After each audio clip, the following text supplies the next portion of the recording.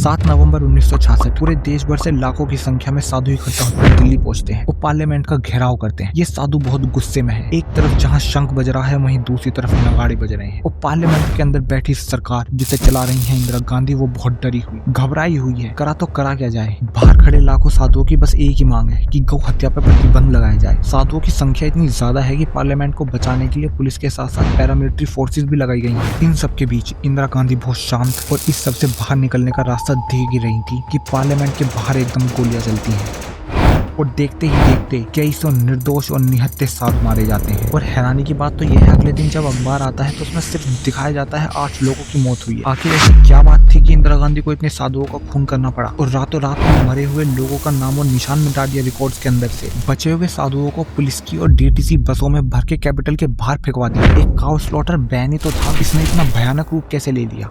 इस कहानी को समझने के लिए आपको मेरे साथ आना होगा 1947 के अंदर। देश आजादी की कगार पर है, नया देश का संविधान बनने जा रहा है। इसी बीच कॉन्स्टिट्यूएंट असेंबली बैठती है और उसके अंदर 3 हिंदुत्ववादी नेता पंडित ठाकुरदास, गोविंद दास, रघुवीर सिंह कॉन्स्टिट्यूएंट असेंबली के सामने एक प्रस्ताव रखते हैं कि गौ हत्या पर पूरे देश में प्रतिबंध लगा देने चाहिए। लेकिन तभी सामने से एक साफ शब्दों में और एक तेज आवाज आती है जो थी उस टाइम के सबसे बड़े और पावरफुल नेता की, जवाहरलाल नेहरू। वो कहते हैं भारत एक सेकुलर देश होगा, इसके अंदर धर्म के आधार पर कानून नहीं बनेंगे, चाहे कुछ भी हो जाए। लेकिन कोशिश फिर भी जारी रहती है। इसलिए फिर से 1955 के अंदर इस बार बिल भी लेकर आया गया था, मुद्दे को और ज्यादा भारी दिखाने के लिए। पर फिर से नेहरू जी बीच में आ जाते हैं और इस बात को साफ साफ कह देते हैं, अगर ऐसा बिल कोई भी पार्लियामेंट के अंदर पास होता है तो मैं अपने प्रधानमंत्री पद से इस्तीफा दे दूंगा। और उस वक्त माहौल कुछ ऐसा था कि उस बिल के फेवर में बस 12 लोग और अगेंस्ट में 96 वोट। इस कारण ये मुद्दा फिर से दब जाता है। लेकिन 1964 में नेहरू जी चल बसे तो फिर से साधु और हिंदू ऑर्गेनाइजेशन से अपना फंदा कसना चालू करा, लेकिन इस बार इंदिरा गांधी के ऊपर, जिनके ऊपर पहले से ही इलेक्शन जीतने का दबाव बहुत था, क्योंकि इलेक्शन सर पर थे और अपोजिशन अब तक आते आते बहुत मजबूत हो चुकी थी। तो इंदिरा गांधी ने दबाव में आकर और इलेक्शन जीतने के लिए 1966 के अंदर एक स्टेटमेंट दिया कि अगर कांग्रेस 1967 का इलेक्शन जीती तो गौ हत्या पर पूरे देश भर में प्रतिबंध लगा दिया जाएगा।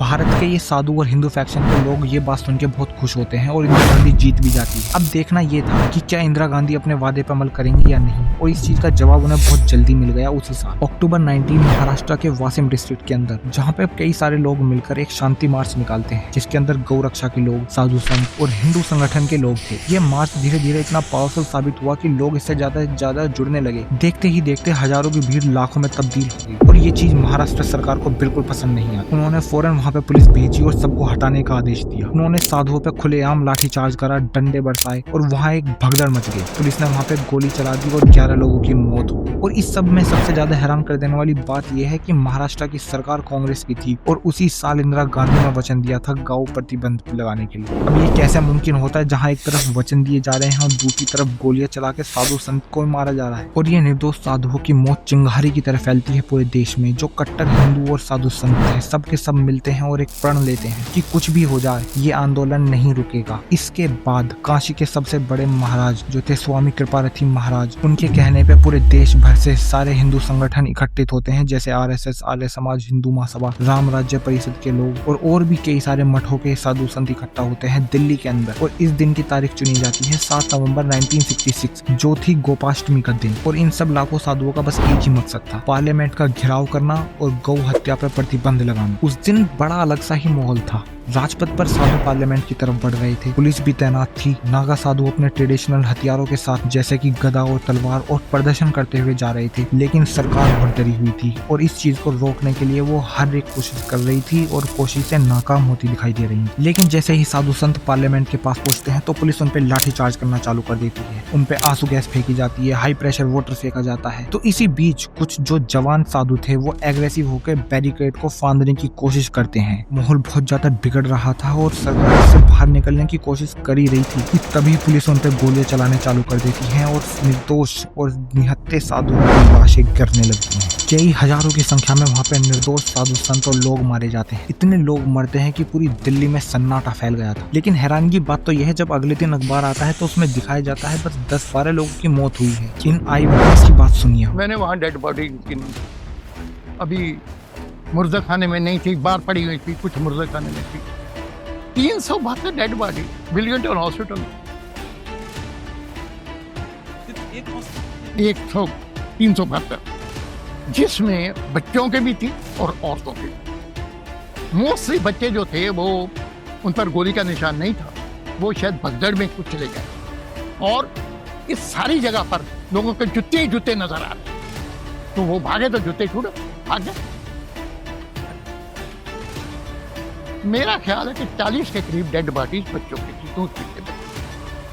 वहाँ के जो आसपास के आई विटनेस थे और जो लोकल सोर्सेज हैं और जो हिंदू संगठन के लोग थे, इन सब का कहना है कि 5000 से ज्यादा लोग मरे थे उस दिन। इस चीज को बिल्कुल दबाने के लिए उस दिन लाशों को रातों रात मिलिट्री ट्रक्स में भर के दिल्ली के बाहर कब्रिस्तान में जला दिया गया और इस चीज का रिकॉर्ड भी नहीं रखा उन्होंने, जैसे कुछ हुआ ही ना हो, कोई जिंदा हो कोई मरा हो, कुछ नहीं देखा उन्होंने। और ये बात हमेशा हमेशा के लिए यहाँ पे दब गई और कभी भी इसके ऊपर कोई इन्वेस्टिगेशन नहीं हुई। इंदिरा गांधी इसमें सक्सेसफुल भी हो जाती है और 1967 का इलेक्शन भी जीतती है और हिंदुओं को लुभाने के लिए कांग्रेस एक नया चुनाव चिन्ह भी लॉन्च करती है जिसके ऊपर गौ माता का फोटो लगाया जाता है। और ये ट्रिक काम भी इतनी बढ़िया तरीके से करती है कि लगातार इंदिरा गांधी 1971 का इलेक्शन भी जीतती हैं और अपोजिशन इतनी बुरी तरीके से हारती है, कुछ भी नहीं कर पाते वो लोग। लेकिन एक इंसान था जो दूर से बहुत मजबूर होकर इन सबको देख रहा था, वो थे स्वामी कृपारती महाराज खुद, और इंदिरा गांधी को शराब देते हैं, मुझे इस बात का दुख नहीं कि तूने मेरे निर्दोष साधुओं की हत्या कराई, बल्कि इस बात का है कि तूने गौ हत्या करने वालों को छूट देकर जो